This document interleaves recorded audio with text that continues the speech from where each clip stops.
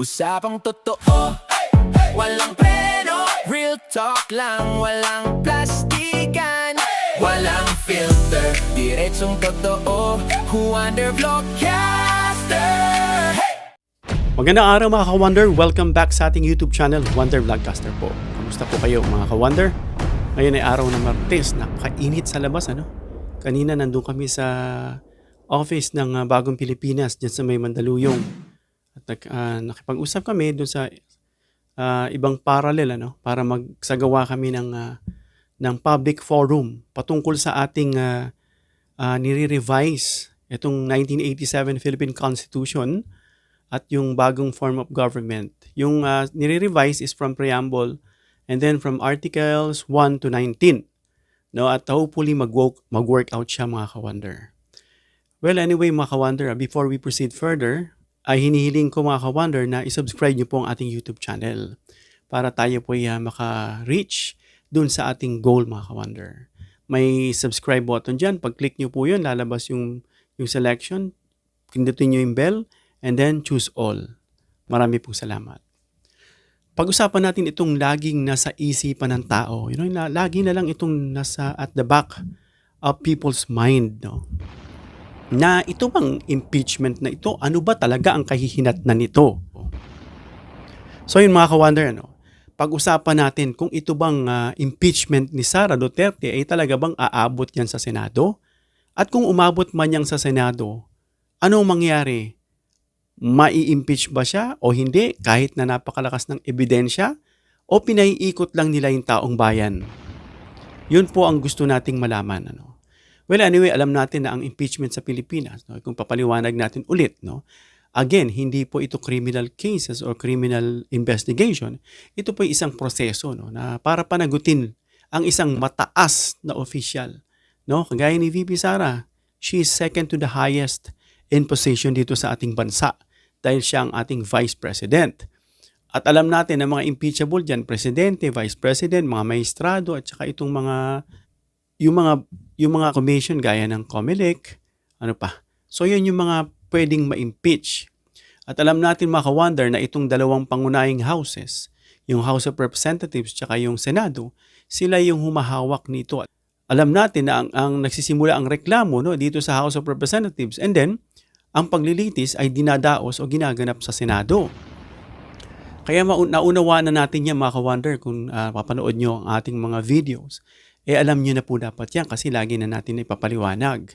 Then again, paano ba umabot ang isang impeachment o itong kaso ni Sara Duterte dito sa Senado? No? Kailangan, of course, gano'n na naman, 1/3 kailangan dyan na bumoto ng mga kongresista para maipasa no, itong articles of impeachment. At kapag pumasa ay automatic aakyat ito sa Senado at ang Senado ang magiging impeachment court. So yan mga ka-Wonder. And then, ano ang mga posibleng issue laban kay Sara Duterte? Alam na natin yan mga ka-Wonder, itong mga allegations na at kontrobersya na ipinupukol laban sa kanya. No? Ngunit tandaan mga ka-Wonder na hindi lahat ng issue no, ay sapat para sa impeachment. Kaya kailangan patunayan kung ito ay may probable cause, kung ito ay substantial talaga. No? Na kaya mga ka-Wonder, kailangan basihan yung betrayal of public trust, graft and corruption, at iba pang constitutional grounds. No? So mahalaga yan mga pagiging objective mga ka-Wonder dito. Hindi opinion lang, kundi nakabase mga ka-Wonder sa ating batas. At isa pa dyan, yung pinag-uusapan nila na may sapat bang boto dito sa Kongreso. Ayon sa mga mambabatas, especially dito sa House Committee on Justice, sinabi nila na may sapat ang boto. No? Kasi alam natin mga ka-Wonder, isa pang tanong. Kasi yung iba nga ay mukhang natatabangan, mukha raw yata nababawasan, hindi kasing dami nung nakaraang taon. No, ang tanong dyan mga ka-Wonder is may political will ba itong mga kongresista? Sa nakikita natin sa karamihan meron. I'm not sure dun sa iba. No? At tatanungin dyan, may kaalyado ba dyan si Sara Duterte at ilan? No? So hindi na natin tatanungin kasi most probably we can foresee na ito po ay magkakaroon ng pasadong botohan na 1/3. Ano?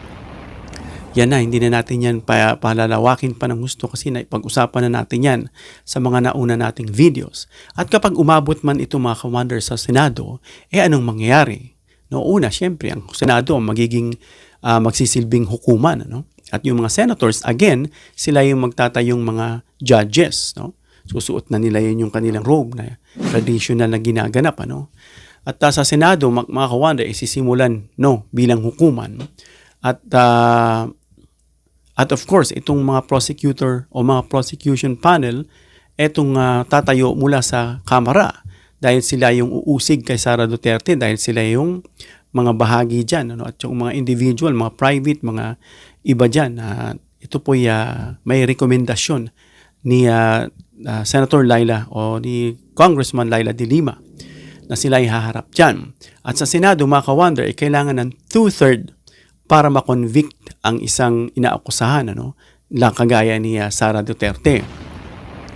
So yan mga ka-wonder, na yan po pag umabot ng Senado. Pero hindi pa rin siguro mga ka-wonder, hindi pa rin sigurado kung aabot ba talaga yan. Hindi natin kasi alam kung pinaiikot lang tayo. Ito nga mga kongresista hanggang ngayon hinihingi raw ni Boying Rimulya yung kanilang salin. Yung isa nila dyan na balita ko nasasangkot hindi rin pa nagsasubmit. Sabi nga ni Boying Rimulya, isa-cite in contempt nila. Ngayon pag-usapan natin, real talk lang mga ka-wonder. Ito real talk para hindi mag-heartache yung mga tao at umasa at minamaneuver lang yung totoo kung malakas ang ebidensya. So, paliwanag natin mga ka-wonder, kung kulang ang boto, of course, sa Kamara, of course, hindi aabot sa Senado. At kung malakas naman ang political backing, so mahirap umusad. Alam na natin, itong sinasabi ni Madriaga sa kanyang affidavit na binibigay ni Sara Duterte yung mga pera. Binibigay niya, inaabot niya yung pera dito sa isang dito kay sino ba yan? La Chica ba yan? May inaabot siyang pera and then inaabot kung sino yung pagbibigyan. Yan ba yung sinasabi ni Percy Lapid? Na talagang ini-establish na para maging fortify na yung kanyang posisyon at hindi na siya matitibag? Kung yan yung tinutukoy ni Percy Lapid. At ngayon mga ka-wonder, bigyan natin ng isang balancing analysis. Hindi lang yung gagawin nating sensational ito. Gaya ng ibang, doon sa mga kaibigan natin mga content creators na sobra kung magbigay ng title, thumbnails, exaggerated, hindi naman yung topic. Tapos nagpapa-false hope sa tao na hawak na raw yung salin, hawak na raw yung bank account, ganito, ganyan. Hindi naman. So gusto natin i-real talk natin mga ka-wonder. So ano ang dapat i-expect ng publiko? Sabi nga, always expect the unexpected. At sabi, don't expect too much. May mga laman po yan, lalo na sa na-apply sa panahon natin ngayon. Kasi mga ka-wonder, posibleng mangyari niyan, media hype lang, pero wala naman talagang actual impeachment. Kagaya niya, sinasabi ng mga content creator, Sara Duterte, malapit na ma-impeach, hawak na yung salin, hawak na yung bank records, kung ano-ano pa, pero hindi naman totoo. Hina-hype lang. Isa pa, yung political maneuvering. Alam natin yan, lalo kung kaalyado o kaya medyo alam nyo na yung background para bakit saan ba napupunta yung sinasabi ni Madriaga. Para yan i-maneuver. At sinususpindi lang ng gusto. Dine-delay lang, para ma-technical dismiss na lang talaga siya. Yun lang ang gusto talagang ipauwi at nag-expect yung tao sa kabila ng nakikita ng tao ayon sa mga paglilitis sa nilalabas na ebidensya na malakas nga ito at posible ngang ma-impeach si Sara Duterte and then all of a sudden na-acquit. Kaya binabantayan po yan ng taong bayan. Kaya nga nag-form na ng People's Court na talagang hindi natin pwede ipagkatiwala to dahil hindi na nga mismo mapapagkatiwalaan kung sino ba yung totoong mapagkakatiwalaan. Napakahirap na mga ka-wonder dahil ang dami-daming corrupt na nakaupo dyan sa ating gobyerno at talagang salpakan mula ng pera sa bunganga, mananahimik na o kaya magbabago na ng direction sa pagmamaneho. Imbis na straight ahead, ang gagawin niyan, magle-left turn o kaya magdi-drift. Di-drift, di mo alam. Dine-delay lang, pa-drift, hindi mo alam, mag-u-turn lamang talaga. O kaya magle-left turn. Kaya dapat mga ka-wonder, bantayan natin itong statements ng mga mambabatas na it sounds promising, na talagang sigurado na, and then all of a sudden, maging Mahina ang ebidensya eh. Mukha ngang i-dismiss eh. May possibility ngang i-dismiss. May narinig ako niyan na sayang daw dapat umatin si Sara Duterte. Kasi may possibility daw na ma-dismiss. Nakaka-frustrate mga ka-wonder sa kabila ng mga naririnig. No? Ano pa, yung committee hearings, yung ginaganap dyan na hindi nga ina-attendant. Pero siyempre, sinusunod yung proseso, otherwise, maideklarang unconstitutional. Yung mga public opinion, mga ka-wonder, public opinion ng publiko, mga dating mambabatas, mga dating nasa politics, mga ordinaryong tao, of course, may kanya-kanyang opinion yan. Sa mga na-interview, nagugulat tayo. Sara Duterte, guilty? Hindi. Hindi. Sa tingin mo, tatakbo siya magiging presidente, papayag ka ba? Hindi, mag-mayor muna siya. So pati pa opinion ng publiko, malilito ka na rin mga ka-wonder. Dahil salang-sala na, no, yung mga naririnig nila at ine-expect na lang nila mga ka-wonder ay yung outcome. No, alam na natin meron na silang na-foresee na outcome, but in reality, sometimes hindi nangyayari dahil sa political maneuvering, dahil sa sinasabing tinapalan ng pera. Yun ay kung totoo itong sinasabi, no, na mga pagbibigay ng pera at sinasabi ni Percy Lapid na before you know it na napapaligiran na pala si BBM ng mga sindikato. No, so yun mga ka-wonder, saan ba talaga pupunta itong impeachment na ito? No, yung patuloy na pagde-delay and all of a sudden, wala. Yun pala ay tactics lang. And then, in the end, i-absuelto o acquit lang pala. No? Kumbaga parang asaan na ang sistema sa bansang ito. Meron pa ba? No? Kaya tama lang, no? Yung nagsasabi dyan na no to chacha, mag-isip kayo. Ay, naiintindihan nyo ba yung sinasabi nyo? No? Kasi hindi mo pwedeng sabihin, hindi yung sistema ang palitan, yung taong palitan, mali. Mali. Kung sino ka man, na laging ganyan opinion mo, makinig ka, mali. Bakit? Kasi yung tao, mga ka-wonder, the human heart can easily be corrupted.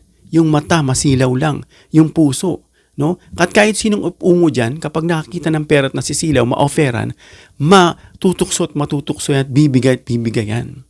Ngayon, kung yung sistema ay ayusin mo, baguhin mo, no? At kapag nakastipulate doon strictly na kapag ikaw ay nagkasala, ikaw ay maparurusahan.